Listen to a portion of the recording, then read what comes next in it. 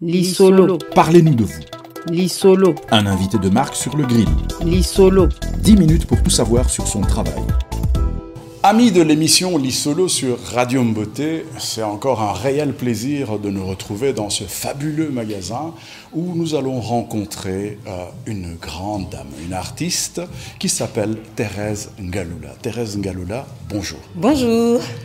Belge d'origine congolaise, Thérèse Ngaloula est arrivée à Bruxelles à l'âge de 5 ans où elle a effectué toute sa scolarité. Elle a étudié avec succès le dessin à la cambre et, dans la foulée, obtient son agrégation pour pouvoir enseigner l'art plastique. Veuve à 25 ans, Thérèse Ngaloula a dû réorganiser toute sa vie et l'art a été son refuge, son réconfort. Elle rêvait de devenir artiste, d'enseigner et de créer des robes. À sa plus grande surprise, ses rêves sont devenus réalité. Thérèse a créé Mangue Citron, sa marque de vêtements et accessoires, sans pour autant abandonner la peinture, la sculpture et la céramique. Dans son costume de professeur en habillement, voici comment elle transmet sa passion. La couture, c'est comme un puzzle en 3D. Si vous êtes capable de faire un puzzle, vous êtes capable de coudre tout ce que vous voulez. Thérèse Ngaloula, Mangue Citron. Qu'est-ce que c'est? Mais avant de parler de Mangue Citron, nous allons parler d'une partie de votre biographie que je n'ai pas mentionnée, qui est relative à l'ASBL Air de Femmes, qui a pour présidente Louise Ngandou. Dites-nous tout.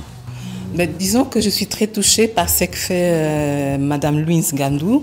Donc Air des Femmes, c'est une association qui aide les femmes victimes de violences au Congo RDC.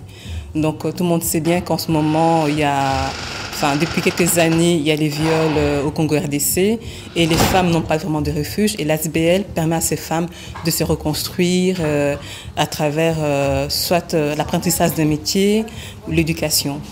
Et moi, comme je suis fort sensible à ce sujet, je me suis investie tout simplement parce que je me rends compte qu'ici en Belgique, on a la chance, si on est une femme, on peut toujours trouver un endroit pour être aidée. Donc on peut toujours s'en sortir. Tandis qu'au Congo, ces femmes-là, elles sont livrées à elles-mêmes. Donc je trouve que c'est important de pouvoir les aider. Donc l'association récolte des fonds pour permettre à de jeunes filles, de jeunes femmes avoir accès à l'éducation également. Parce que sans éducation, on ne connaît pas ses droits, on ne sait pas comment se défendre, ni comment avancer ou se construire dans la vie.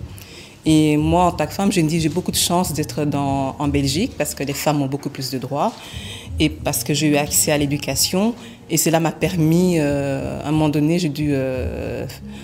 disons que très tôt, j'ai quitté la maison à 18 ans, j'étais seule. Et grâce, justement, le fait que j'étais à l'école, que j'ai la base d'éducation et qu'il y a des ASBL qui aident les femmes en difficulté, jeunes filles en difficulté, cela m'a permis de construire ma vie et d'aller de l'avant, quoi. Alors justement, nous allons de l'avant. Mangue citron, c'est un cocktail délicieux sur le palais. Hein. Oui, tout à fait. J'aime les mangues et un zeste de citron sur les mangues, ça doit être délicieux. Moi, j'adore les mangues, j'adore. Et tous les matins, je me fais un jus de citron frais pour avoir bonne mine et garder la ligne, tout simplement. Alors, qu'est-ce qu'il en est de Mangue Citron? C'est une marque de vêtements qui reflète un certain métissage culturel entre l'Afrique et l'Occident. J'utilise des tissus de toute origine. Par exemple, cette robe, c'est du Mangue Citron. Donc, c'est des coupes plutôt vintage, faciles à porter et agréables. J'utilise également des tissus africains, ça dépend. Je veux avant tout que ce soit des vêtements qu'il y a à toutes les femmes de toutes les origines. Donc, cette robe, ça va très bien à une africaine, à une européenne, asiatique.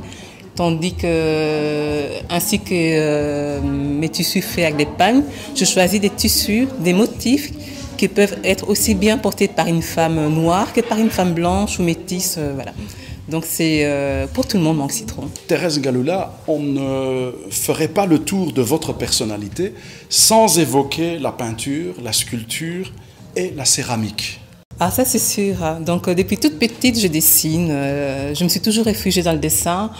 Et j'étais fascinée par des grands peintres, artistes comme Da Vinci, Picasso. Je me disais, mais c'est fou ce qu'ils arrivent à faire, toute cette beauté qu'ils arrivent à transmettre sur du papier à travers la matière.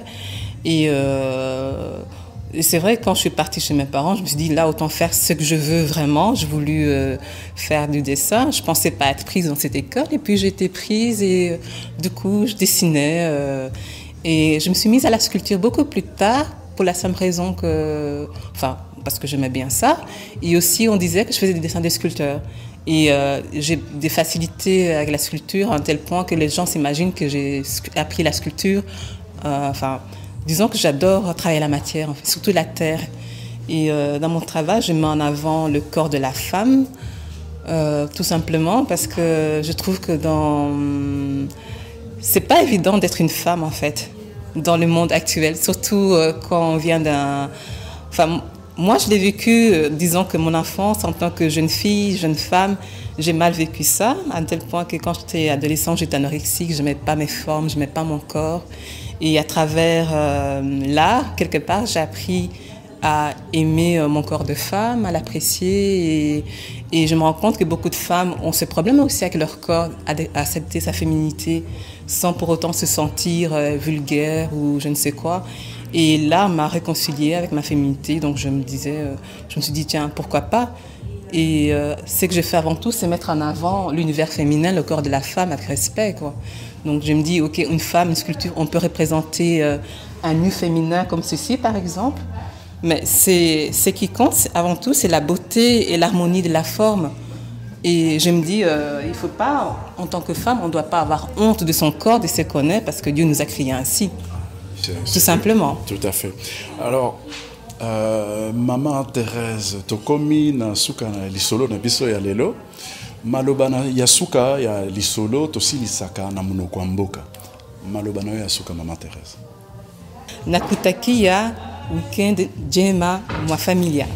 Eh ben voilà, on vous a souhaité un bon week-end dans vos familles.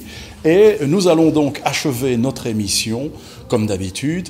Nous vous invitons à écouter la radio sur www.mbote.be. Ça, c'est pour écouter la radio. Sinon, vous pouvez aimer notre page Facebook, Radio Mbote toujours.